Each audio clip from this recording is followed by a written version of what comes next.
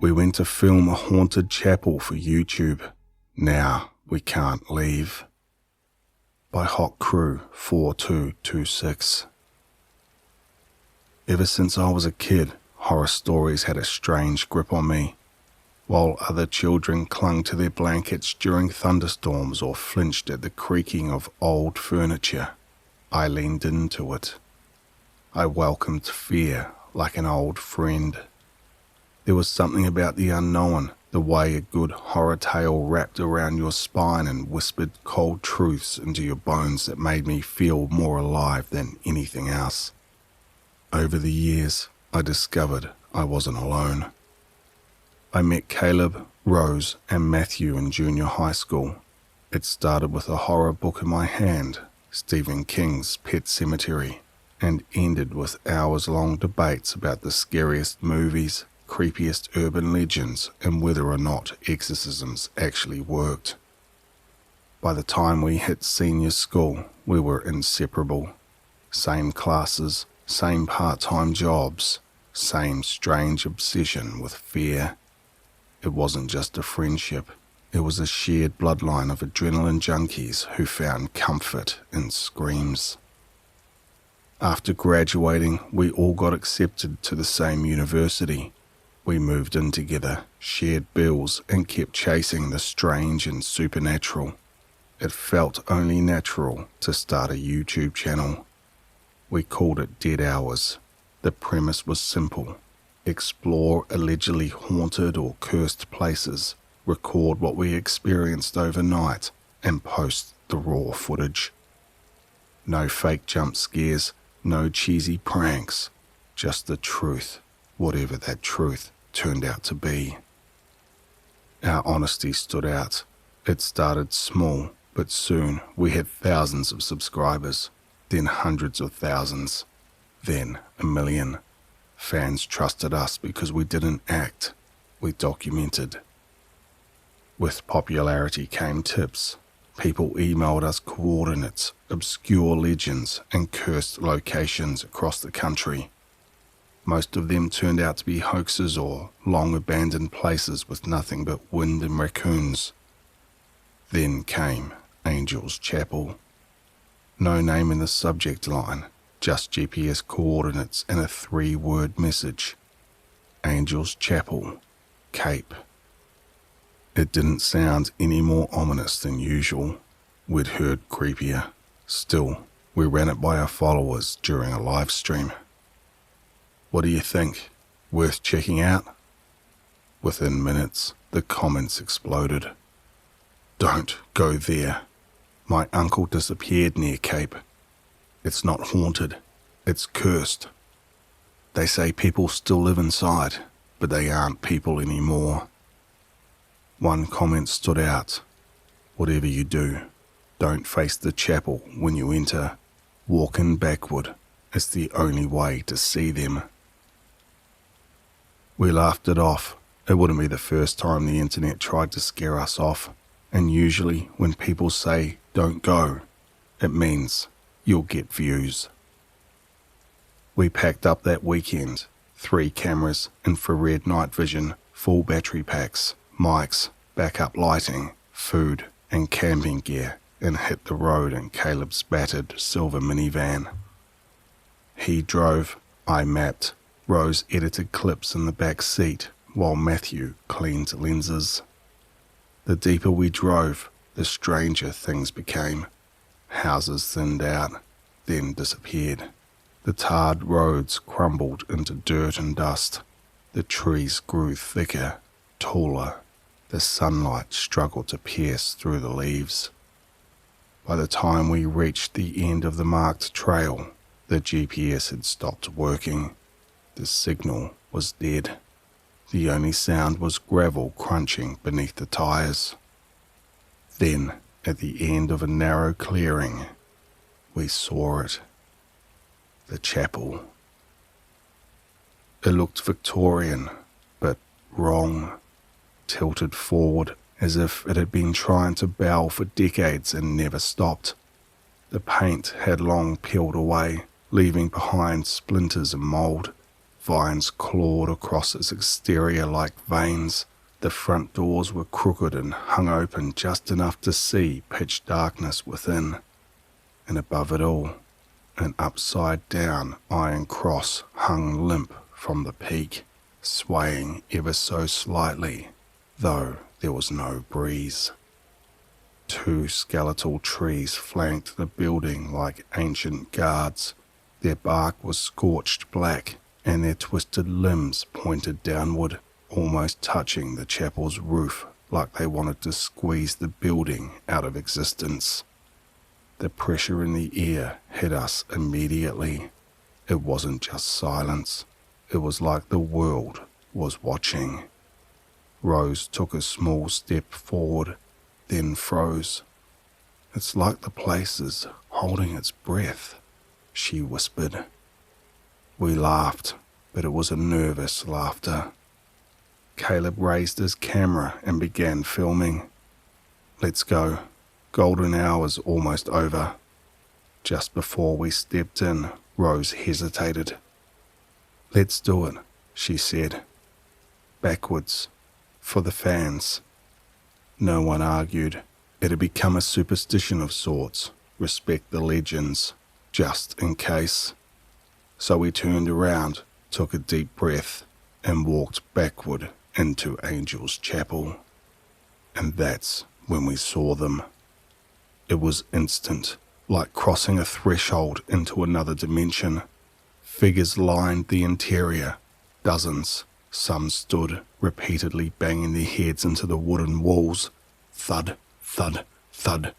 Others crouched in corners, clawing symbols into the floorboards with broken, bleeding fingernails. Some wept like mourning mothers. Others laughed like they'd forgotten how to cry. Their eyes were wide, empty. Their mouths muttered words we'd never heard before. Not English, not any language I've ever studied. Their skin was the colour of ash. Some were covered in dirt. Others were barefoot. One of them was missing a jaw. The smell had us next. Rotting meat, mould, and something worse. Burnt flesh, perhaps. It turned my stomach. Rose gasped and turned, bolting outside. Her footsteps echoed sharply against the wooden floor. We ran after her. Rose collapsed near one of the dead trees, falling to her knees and vomiting into the grass. I dropped beside her, rubbing her back as she coughed. Her whole body shook. What was that?" I asked, my voice barely audible. Caleb looked pale. "Those people, they weren't right. That wasn't just mental illness. That was something else." Matthew turned in slow circles, scanning the woods. "Has no one ever found this place before? Has no one reported it?" "We should call the police," Rose said, wiping her mouth. We all pulled out our phones. No bars, dead screens, not even emergency signals. Panic started creeping in. "We need to leave," Matthew said, his voice sharp with urgency. And then we heard them. Screams. Not just one, dozens, maybe more. Screams of agony, of people being hurt.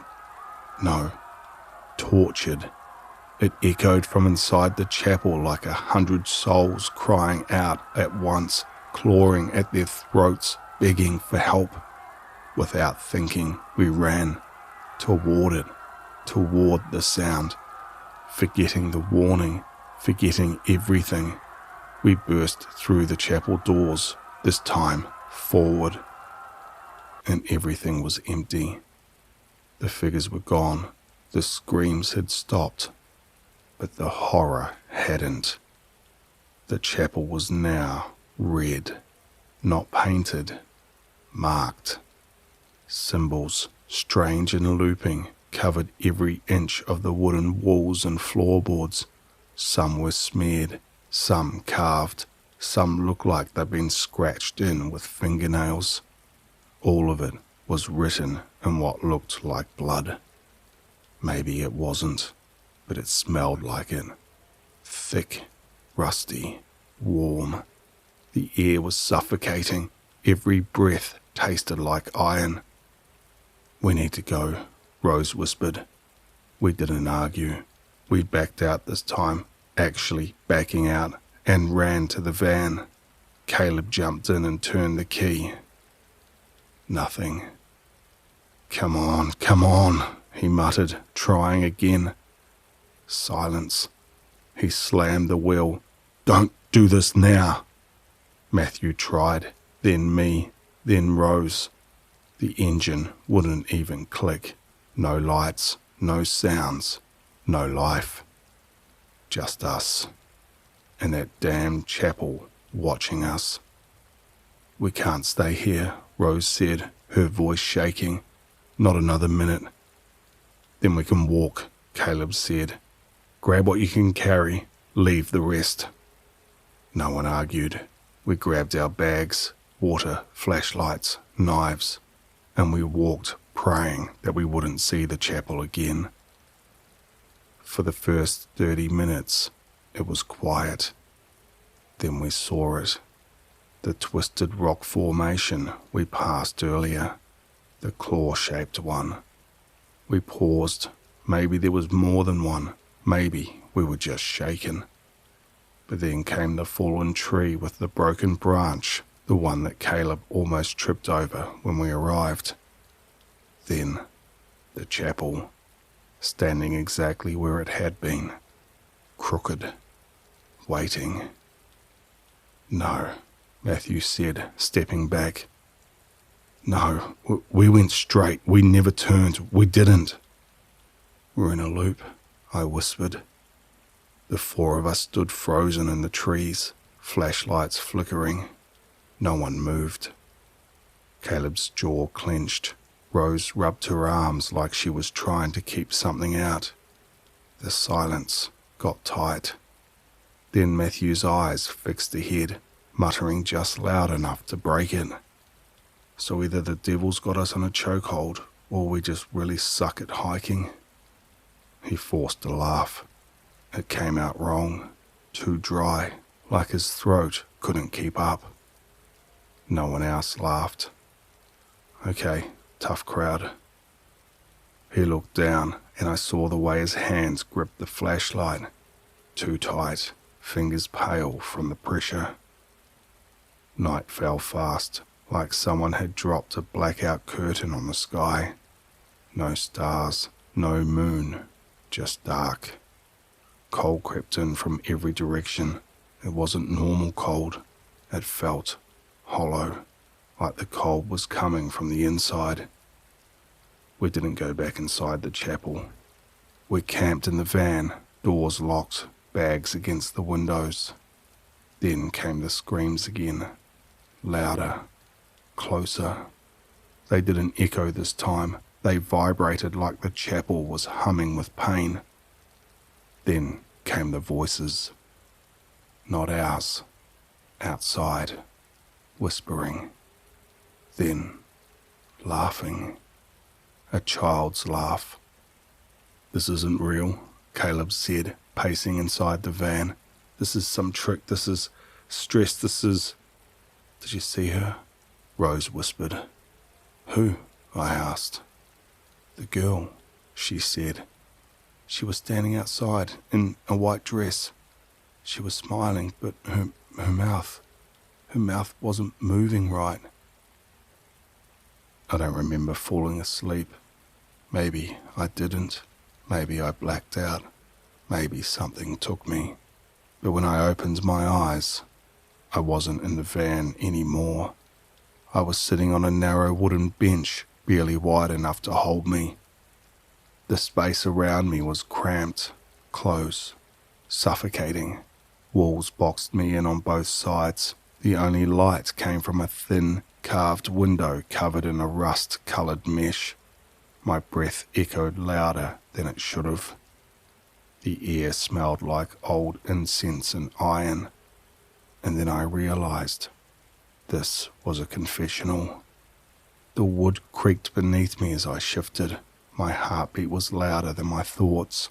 I ran my hand along the wall beside me. Splinters jabbed at my fingertips. On the opposite side of the screen, I saw only darkness. No priest, no figure, just absence. Then I heard it.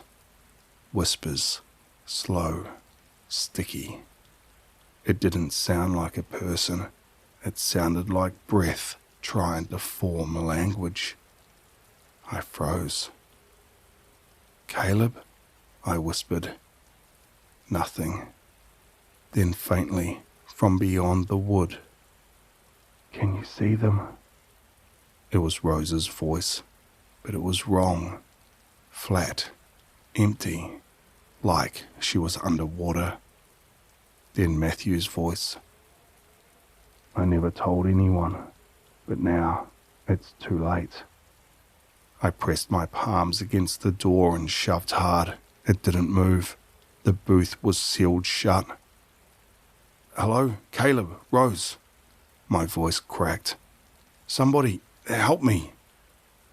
Their voices kept repeating over and over. "Forgive me. Do you remember what you did? You brought us here." "No," I shouted. "No, I didn't." And then silence. Total. Until the screen began to glow. Dimly at first, a dull red pulsing from behind the mesh, like the booth itself was bleeding light. And then it spoke. A voice not meant for human ears. Low, deep, grinding like stone dragged across metal. It didn't come from the other side of the screen. It came from inside me. "You have sinned." My hands trembled.